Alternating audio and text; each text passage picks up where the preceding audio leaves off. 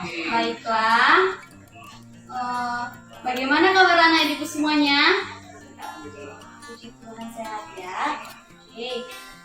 Sebelum kita masuk pelajaran, ibu ingin bertanya kepada anak-anak ibu. Di antara anak-anak ibu, apakah sudah ada yang mengenal atau pernah bertemu dengan ibu? Belum ada. Oke. Baiklah, ibu akan memperkenalkan diri ibu. Perkenalkan, nama ibu Rosiana. Ibu Boris Simanjuntak. Dan anak-anak ibu bisa memanggil ibu Beta. Oke. Nanti jika kita berjumpa di lain waktu, kita saling sapa. Oke. Baiklah. Kemudian sebelum kita memasuki pembelajaran kita pada hari ini, ada baiknya kita buka tangan kita satukan hati kita berdoa. Terima kasih Tuhan, terima kasih Yesus. Segala berkat pelawatan serta nafas kehidupan yang masih Kau berikan kepada kami hingga pada saat ini. Pada saat ini Tuhan, kami telah berkumpul di tempat ini untuk melakukan pembelajaran kami. Kiranya Engkau berkati Tuhan dari awal pertengahan hingga akhirnya, supaya pembelajaran kami ini bisa kami mengerti dan supaya pembelajaran kami ini bisa kami terapkan di dalam kehidupan kami. Hanya ini doa kami Tuhan, di dalam nama-Mu kami telah berdoa dan mengucap syukur. Haleluya, amin. Oke, anak-anak ibu, materi yang akan kita pelajari pada pagi hari ini yaitu mengenai hamartologi. Apakah anak-anak ibu sudah ada yang mengetahui apa itu hamartologi? Ya, hamartologi itu yaitu doktrin dosa. Di dalam doktrin dosa ini banyak materi yang akan kita pelajari, dimulai dari asal-usul dosa, pengertian dosa, kemudian orang Kristen dan dosa, macam-macam dosa, akibat dosa, dan previsi dari dosa. Namun, pada pertemuan kita kali ini, yaitu kita akan membahas asal-usul dosa dan pengertian dosa. Di materi berikutnya kita akan membahas untuk di pertemuan berikutnya. Baiklah. Pertama, pengertian atau definisi dosa. Pengertian atau definisi dosa itu sangat banyak, bisa kita jumpai baik di dalam kitab Perjanjian Lama, bahkan di dalam kitab Perjanjian Baru. Yaitu, pertama, dosa bisa dikatakan itu sebagai pelanggaran atau pemberontakan terhadap hukum Allah. Atau dosa juga bisa dikatakan bahwa dosa sebagai suatu perlawanan atau yang menentang terhadap karakter Allah. Bisa kita lihat di dalam kitab Roma 3 ayat 23. Dalam kitab 3 ayat 23.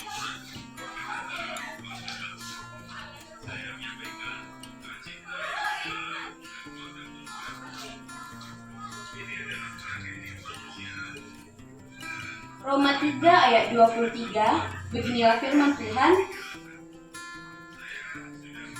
Karena semua orang telah berbuat dosa dan telah kehilangan kemuliaan Allah.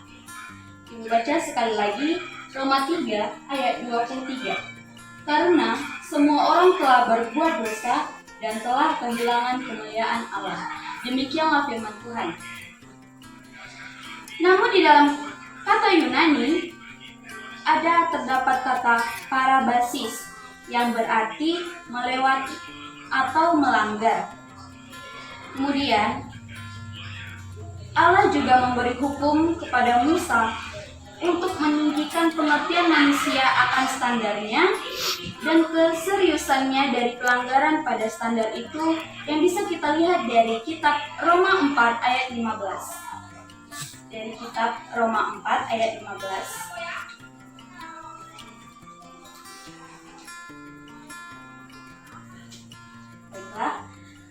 Roma 4 ayat 15, beginilah firman Tuhan. Karena hukum Taurat membangkitkan murka, tetapi di mana tidak ada hukum Taurat, di situ tidak ada juga pelanggaran. Satu kali lagi, Roma 4 ayat 15. Karena hukum Taurat membangkitkan murka, tetapi di mana tidak ada hukum Taurat, di situ tidak ada juga pelanggaran. Baiklah. Kemudian, dosa juga bisa disebutkan itu sebagai kegagalan untuk selaras dengan standar Allah.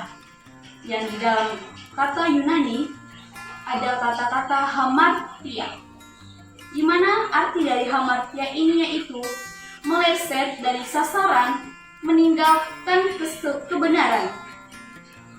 Jadi, hal ini berarti bahwa semua orang yang telah meleset dari tanda standar Allah dan terus gagal untuk mencapai standar itu. Dan kegagalan untuk melakukan apa yang besar juga disebut dengan dosa. Yang bisa kita lihat dari kitab Roma 14 ayat 23. Kitab Roma 14 ayat 23.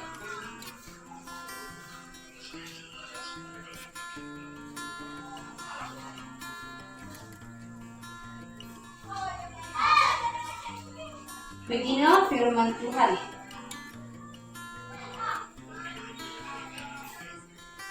Tetapi barang siapa yang membimbang, kalau ia makan, ia telah dihukum, karena ia tidak melakukannya berdasarkan iman.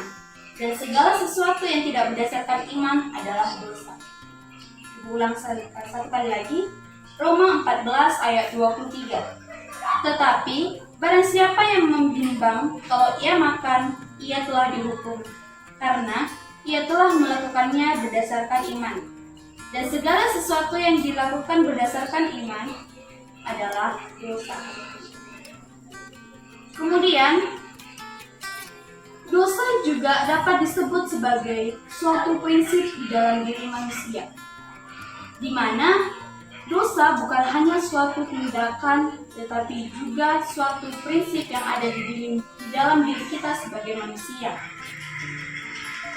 Rasul Paulus menunjuk pada pergumulan dengan prinsip dosa yang ada di dalam dirinya, yang bisa kita baca dalam kitab Roma 7 ayat 14. Kemudian dilanjutkan dengan ayat 17 hingga ayat 25. Semua orang yang memiliki natur dosa ini menunjuk pada hal itu sebagai tidak hati karena tipu daya dosa.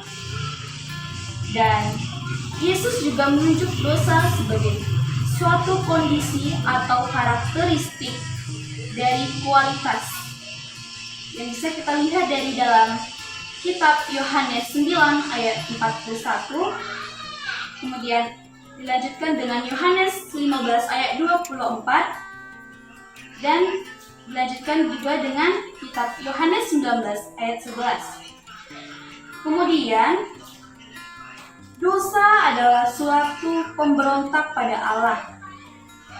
Di dalam kata Yunani, lain untuk dosa adalah anomia, di mana arti dari anomia ini yaitu tanpa hukum dan dapat dijabarkan sebagai suatu kerangka berpikir.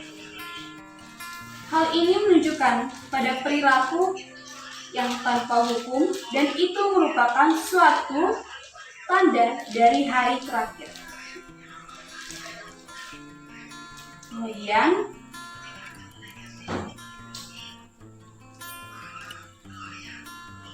suatu tanda dari hari terakhir yang memiliki arti bahwa tanpa hukum atau penahan, yang bisa kita lihat dari kitab Matius 24 ayat 12. Dari kitab Matius 24 ayat 12.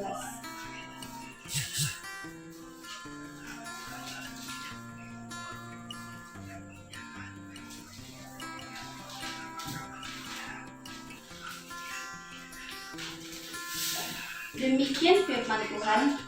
Dan karena makin bertambahnya kedurhakaan, maka kasih kebanyakan orang yang menjadi dingin. Saya ulangi, Matius 24 ayat 12. Dan karena makin bertambahnya kedurhakaan, maka kasih kebanyakan orang akan menjadi dingin. Ya. Di dalam dosa juga bisa disebut sebagai tindakan yang salah di hadapan Allah maupun manusia. Di pembelajaran kita yaitu mengenai pengertian dosa, apakah anak-anak ibu sudah mengerti apa itu pengertian dosa? Baiklah, kita lanjut materi kita ya. Di materi selanjutnya kita memasuki asal usul dosa atau dari mana dosa itu berasal. Oke. Asal mula dosa dapat kita definisikan sebagai status berdosa dan kondisi di mana manusia dilahirkan. Hal ini dapat dikatakan karena ada 3. Yang pertama, hal itu berasal dari akar original dari umat manusia yang pertama diciptakan oleh Tuhan, yaitu Adam. Dan yang kedua, hal itu hadir dalam kehidupan setiap diri kita atau individu dari sejak lahir. Dan yang ketiga, hal itu adalah akar di dalam semua dosa aktual yang mencemarkan kehidupan dosa atau kehidupan manusia. Dengan sederhana menyatakan bahwa kekutupan dari keseluruhan natur kita.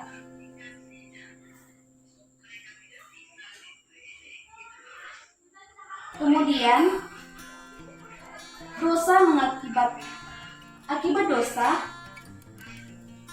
kita semakin jauh hubungan kita dengan Tuhan. Ada beberapa akibat. Salah satu akibat dari dosa yaitu Tuhan menjauhkan kita dari Dia secara total, atau hubungan kita dengan Tuhan itu sudah terlepas. Di dalam seluruh tindakannya, manusia cenderung melakukan dosa. Manusia tidak dapat menghargai bahkan melakukan tindakan kebaikan. Di akibat yang kedua, manusia natur pada dosa dan dirinya. Natur dosa yaitu kapasitas untuk melakukan segala sesuatu, baik itu yang jahat maupun yang baik, yang tidak dapat dengan cara apapun mengarahkan kita kepada Allah. Kemudian, di setiap bagian dari manusia telah tercemar intelek, yang dapat kita lihat dari kitab 2 Korintus 4 ayat 4. Dari kitab 2 Korintus 4 ayat 4. Ibu bacakan bagi kita semuanya.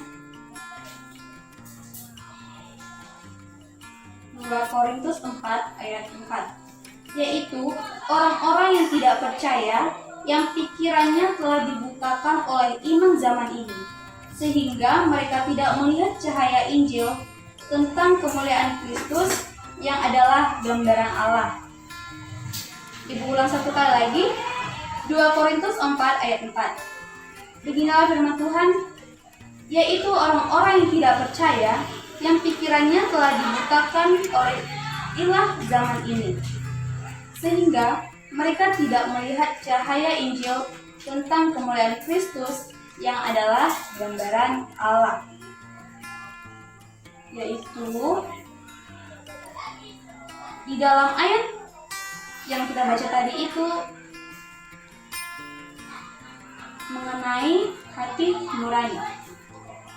Mengenai hati nurani kita, kemudian kehendak kita yang bisa kita lihat dari kitab 1 Timotius 4 ayat 2. Kemudian mengenai hati yang dapat kita lihat dari Roma 1 ayat 28. Dan yang terakhir mengenai keberadaannya secara total yang bisa kita lihat dari kitab Roma 1 ayat 18 sampai ayat 18 dan disambung dengan Roma 3 ayat 21. Baiklah, dari pembelajaran kita, mulai dari pengertian hingga ke asal mula dosa, apakah anak-anak ibu sudah memahaminya? Baiklah, semoga pembelajaran kita hari ini bisa kita terapkan dalam kehidupan kita. Dan untuk materi selanjutnya kita sambung di pertemuan berikutnya. Sebelum kita menutup pembelajaran kita hari ini, mari kita lipat tangan, kita satukan diri kita berdoa. Terima kasih Tuhan, terima kasih Yesus, karena Engkau telah memberkati pembelajaran kami hari ini dari awal pertengahan hingga akhirnya, sehingga pembelajaran kami ini bisa berjalan dengan lancar. Dan semoga pembelajaran yang telah diberikan oleh guru kami bisa kami terapkan dalam kehidupan kami, supaya dapat mengerti dengan materi yang diberikan oleh ibu guru kami. Dan sebentar lagi Tuhan kami akan pulang, kiranya Engkau berkatilah kami, supaya kami bisa sampai di rumah kami masing-masing dengan selamat. Hanya ini doa kami Tuhan, di dalam nama-Mu kami telah berdoa dan mengucap syukur. Haleluya, amin. Oke anak-anak ibu, terima kasih dan shalom buat semuanya. Selamat pagi anak-anak. Oke, kurang semangat. Selamat pagi. Oke, hari ini kita mau belajar tentang orang Kristen dan dosa. Menarik kan topik kita hari ini? Oke, sebelum kita bahas tentang orang Kristen dan dosa, kita bersatu dalam doa. Kami mengucap syukur untuk segala berkat Yesus yang masih bisa kami rasakan untuk hari ini. Bapak yang baik, sebentar kami akan belajar. Engkau yang berkati hadir di tengah kami. Engkau juga yang berkati para murid-murid-Mu ya Bapak. Terima kasih Yesus. Haleluya. Amin. Oke, sebelumnya ada yang kenal sama Miss belum? Belum ya? Oke, perkenalkan nama Miss itu Eksaudi Dian Maya Winapitupulu. Kalian bisa panggil Miss Ek saja biar mudah. Nah, minggu lalu kalian udah belajar apa nih sama Miss Meta? Udah belajar tentang doktrin dosa dan asal mula dosa ya? Nah, jadi masih ada yang ingat nggak nih apa itu dosa? Ada yang ingat? Iya, dosa itu adalah pelanggaran, pemberontakan terhadap hukum Allah yang bisa juga didefinisikan sebagai melanggar atau menentang karakter Allah. Nah, jadi sekarang ini kita mau bahas tentang orang Kristen, dosa dan macam-macam dosa itu. Nah, menurut kalian nih, siapa sih orang Kristen itu? Ada yang tahu? Ya, orang Kristen itu kita yang percaya bahwa Yesus itu adalah juru selamat kita. Kalian percaya kan Yesus juru selamat kita? Harus percaya dong. Nah, menurut 1 Yohanes 2 ayat 16, konflik dengan dosa dari orang Kristen timbul dan muncul dari beberapa wilayah. Yang pertama itu adalah dunia, yang kedua daging, yang ketiga si jahat, dan yang keempat adalah hati. Nah, ayo kita buka dulu dari 1 Yohanes 2 ayat 16. 1 Yohanes 2 ayat 16. Kita baca bersama-sama ya. Sebab semua yang ada di dalam dunia, yaitu keinginan daging dan keinginan mata serta keangkuhan hidup, bukanlah berasal dari Bapa melainkan dari dunia. Nah, anak-anak, berarti nih yang ada di dalam dunia ini nih semua itu bukan berasal dari Bapa melainkan dari dunia. Nah, yang pertama adalah dunia. Dunia dalam bahasa Yunani itu disebut dengan kosmos. Dan dunia ini menunjuk kepada sesuatu yang memusuhi Allah dan hilang karena dosa. Nah, jadi segala keseluruhan yang ada di dunia ini anak-anak adalah segala sesuatu yang asing dengan natur ilahi. Dan mereka itu hancur dan tercemar. Nah, anak-anak, kita sebagai orang Kristen dan orang percaya ternyata udah diperingati loh untuk tidak mengasihi dunia ataupun segala sesuatu yang berada di dunia. Seperti tertulis di dalam 1 Yohanes 2 ayat 15. Ibu bacakan ya. Janganlah kamu mengasihi dunia dan apa yang ada di dalamnya. Jikalau orang mengasihi dunia, maka kasih Bapa tidak akan ada di dalam orang itu. Nah, jadi kalau kita mengasihi dunia berarti kasih Bapa itu nggak ada di dalam kita. Dunia iblis itu selalu berusaha untuk menentang umat Allah dan menggencarkan rencana-rencananya. Oleh karena itu, sistem dunia ini merupakan sumber segala dosa apabila seseorang itu menjadi serupa dengan dunia. Seperti di dalam Yohanes 15 ayat 18-19. Nah, jadi anak-anak, kita nggak apa-apa dibenci dunia. Kenapa? Karena kita telah dipilih Kristus dari dunia, dan Kristus itu lebih mengasihi kita daripada dunia. Ayo kita buka dulu dari Yohanes 15 ayat 18-19. Yuk bacakan ya. Jikalau dunia membenci kamu, ingatlah bahwa ia telah lebih dahulu membenci aku daripada kamu. Sekiranya kamu dari dunia, tentulah dunia mengasihi kamu sebagai miliknya. Tetapi karena kamu bukan dari dunia, melainkan aku telah memilih kamu dari dunia, sebab itulah dunia membenci kamu. Nah, yang kedua adalah daging. Daging dalam bahasa Yunani disebut dengan sark. Daging itu adalah alat yang mengingini dosa dan tunduk pada dosa dalam derajat tertentu di mana daging berada dan semua bentuk dosa hadir. Dan anak-anak, tidak ada hal yang baik yang dapat hidup di dalam daging atau sark ini. Nah, istilah daging dapat dipergunakan dalam pengertian materi, dapat juga dipergunakan dalam pengertian non-materi, yang menunjuk pada natur lama dari kedagingan yang memiliki kapasitas di mana semua manusia telah melayani dan menyenangkan diri sendiri, dan juga kapasitas untuk meninggalkan Allah dalam kehidupan seseorang. Nah, tapi ada solusi dari dilema kedagingan ini, seperti di dalam Roma 8 ayat 2, yaitu solusinya adalah kuasa dari Roh Kudus. Roh yang memberi hidup telah memerdekakan kamu dalam Kristus dari hukum dosa dan hukum maut. Dan ada juga solusinya, yaitu pembaruan akal budi, tertulis di dalam Roma 6 ayat 6 sebagai dosa kedagingan yang telah disalibkan. Nah, yang ketiga adalah si jahat.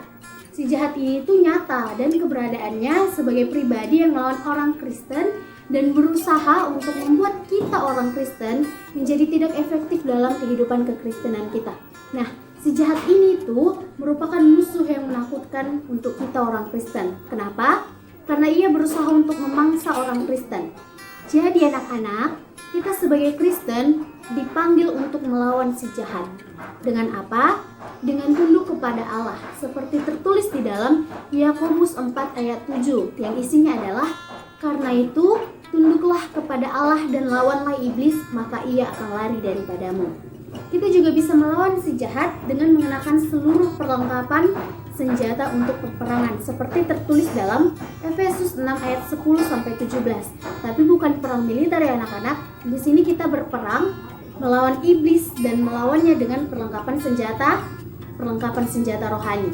Dan yang terakhir adalah hati. Wah, hati. Nah, seringkali Yesus menekankan bahwa apa yang diperbuat oleh seseorang merupakan pancaran dari apa yang ada di dalam hatinya, seperti dalam Matius 15 ayat 19. Kita baca bersama-sama ya, Matius 15 ayat 19. Karena dari hati timbul segala pikiran jahat, pembunuhan, perzinahan, percabulan, pencurian, sumpah palsu, dan hujatan. Nah, berarti dari hati kita nih timbul banyak sekali dosa-dosa itu.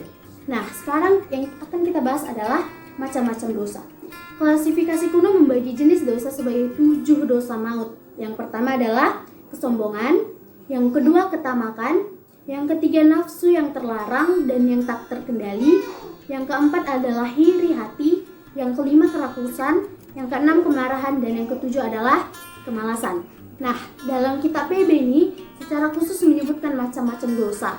Ada 21 macam-macam dosa. Yang pertama, menajiskan tempat kudus, kemunafikan, ketamakan, menghujat, melanggar hukum, kesombongan, menjadi batu sandungan, ketidaksetiaan, ketidaksopanan atau pelanggaran susila, tidak berbuah, amarah, ucapan yang berdosa, pamer diri, kurang beriman, sikap bertanggung jawab dalam pelayanan, kurang berdoa, bebal, kecongkakan, tidak benar dan tidak adil, tahu yang baik tetapi tidak menjalankannya, melanggar atau melampaui tuntutan Taurat.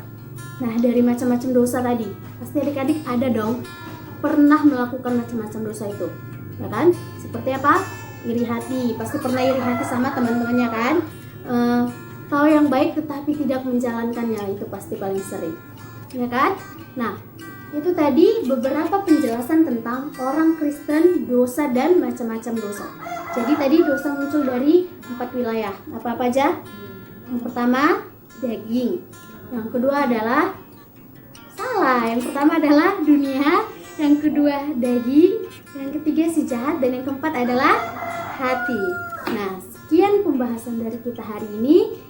Semoga adik-adik jangan melakukan dosa ya. Oke, sebelum menutup kelas kita hari ini, kita bersatu di dalam doa. Terima kasih Bapak, kami telah menyelesaikan pembelajaran kami hari ini mengenai dosa. Bapak yang baik, kiranya Engkau yang memberkati murid-murid-Mu, Engkau yang memberkati anak-anak ini Bapak supaya mengerti, supaya dapat melakukannya dalam kehidupannya. Kami serahkan aktivitas kami sehari hari dalam tangan Yesus. Terpuji dan termulia nama-Mu, haleluya, amin. Oke, terima kasih untuk hari ini. Selamat siang anak-anak. Om, selamat pagi anak-anak ibu. Baik, pada hari ini kita akan memulai pembelajaran kita. Tapi ada baiknya kita berdoa dulu. Kita satukan hati, kita berdoa.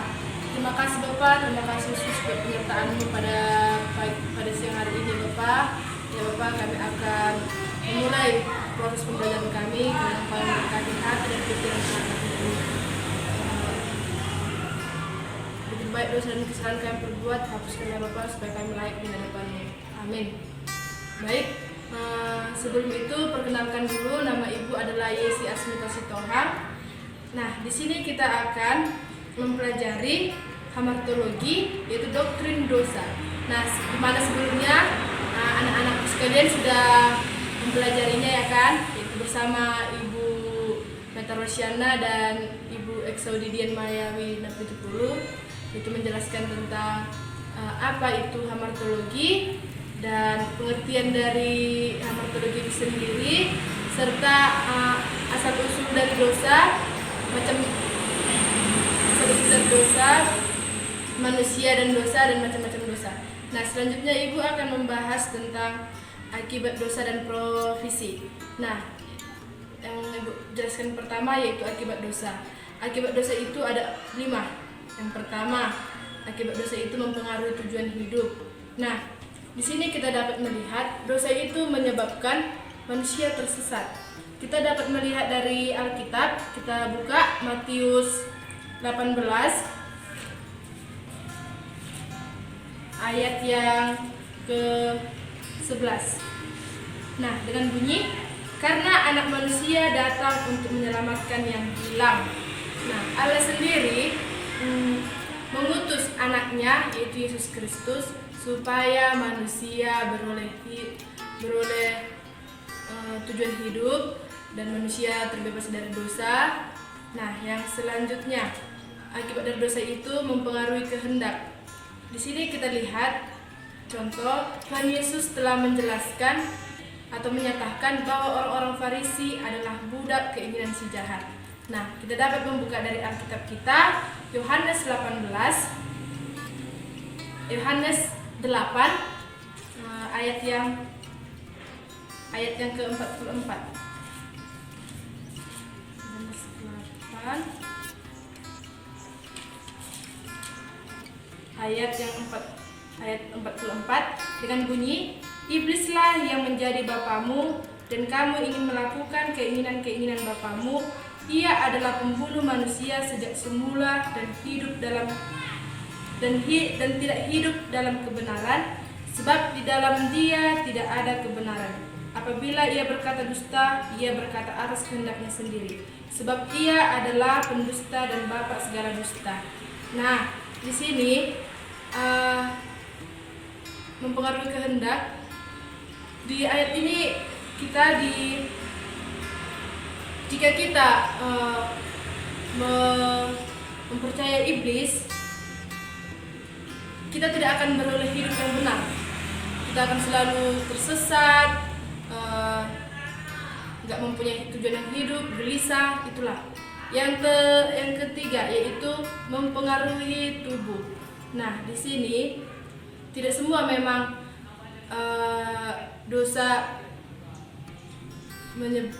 tidak semua memang penyakit merupakan akibat dosa, tetapi lewat perkara Yesus yang penyembuhan orang lumpuh di Bethesda, kita dapat lihat dari Yohanes 5 ayat 14.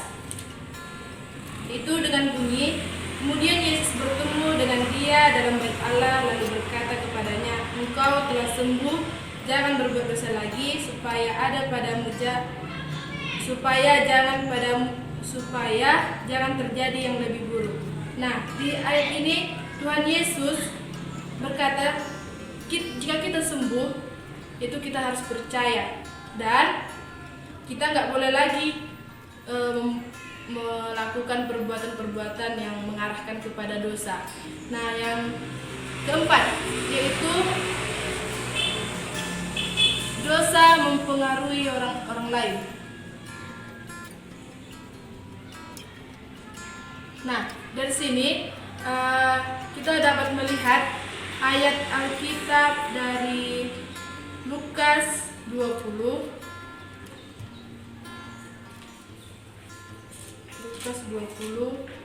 ayat yang ke-46 sampai 47 dengan bunyi, "Waspadalah terhadap ahli-ahli Taurat yang suka berjalan-jalan memakai jubah panjang dan suka menerima penghormatan di pasar, yang suka duduk di tempat terdepan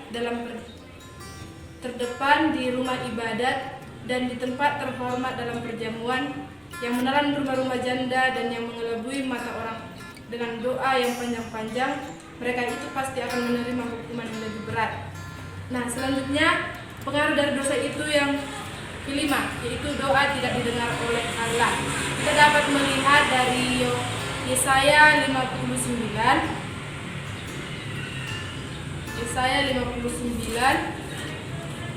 ayat yang kedua sampai ketiga. "Tetapi yang merupakan pemisah antara kamu dan Allahmu ialah segala kejahatanmu, dan yang membuat dia menyembunyikan diri terhadap kamu sehingga ia tidak mendengar, ia segala dosamu.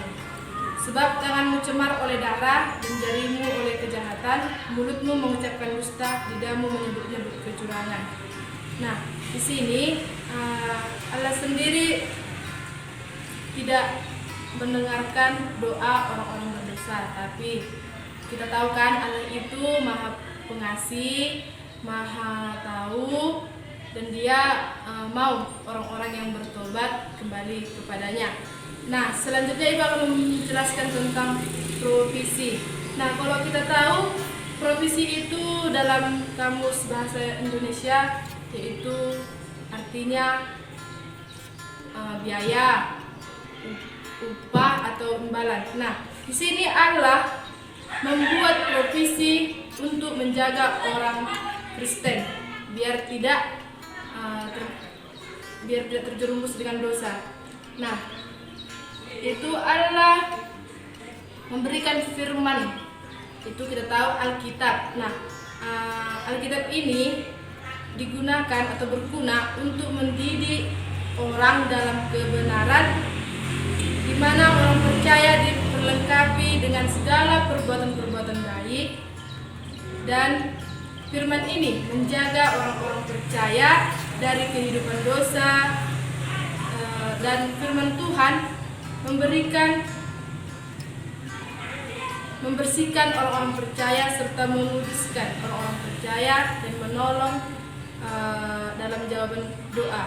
Dalam jawaban doa ini kita dapat membuka dari Yohanes 15 ayat yang ke-7. "Jikalau kamu tinggal di dalam aku dan firman-Ku tinggal di dalam kamu, mintalah apa saja yang kamu kehendaki dan kamu akan menerimanya." Ini adalah janji Tuhan kepada orang-orang percaya. Nah, yang kedua, pengantaraan Kristus, yaitu kita tahu Kristus yaitu anak Allah, di mana Allah mengutuskan Kristus untuk menyelamatkan manusia dari dosa. Kristus adalah pembela orang-orang percaya pada waktu orang-orang percaya berdosa. Kita lihat dalam 1 Yohanes 2 ayat yang pertama.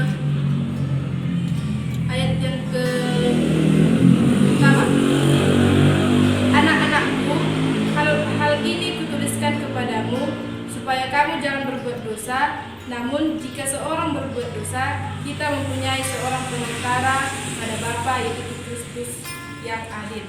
Nah, Allah sendiri menjanjikan jika kita berbuat dosa, Dia mengutus anaknya Yesus.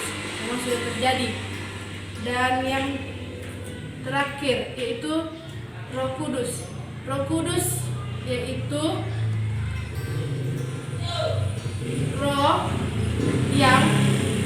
kekuatan kepada umat manusia, dan diperintahkan Allah untuk menguatkan memimpin manusia.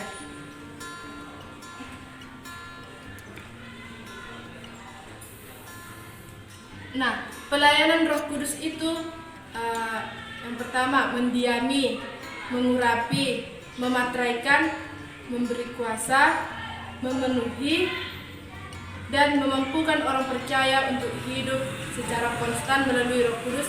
Kita dapat melihat dari Galatia 5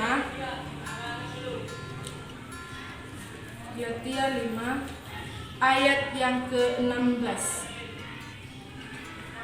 Maksudku ialah hiduplah oleh Roh, maka kamu tidak akan menuruti keinginan daging.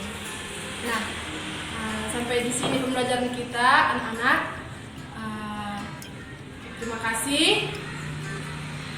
Baik, kita tutup dalam doa. Mari kita berdoa. Terima kasih Bapak, terima kasih Yesus buat penyertaan-Mu pada hari ini Bapak. Ya Bapak, kami sudah selesai melaksanakan pembelajaran kami. Kiranya pembelajaran ini dapat berguna buat adik-adik anak-anak kami. Terimalah doa anak-Mu ini dalam nama anak-Mu Yesus Kristus. Kami telah berdoa. Amin. Baik, sampai di sini pembelajaran kita ya anak-anak. Ibu ucapkan terima kasih. Shalom.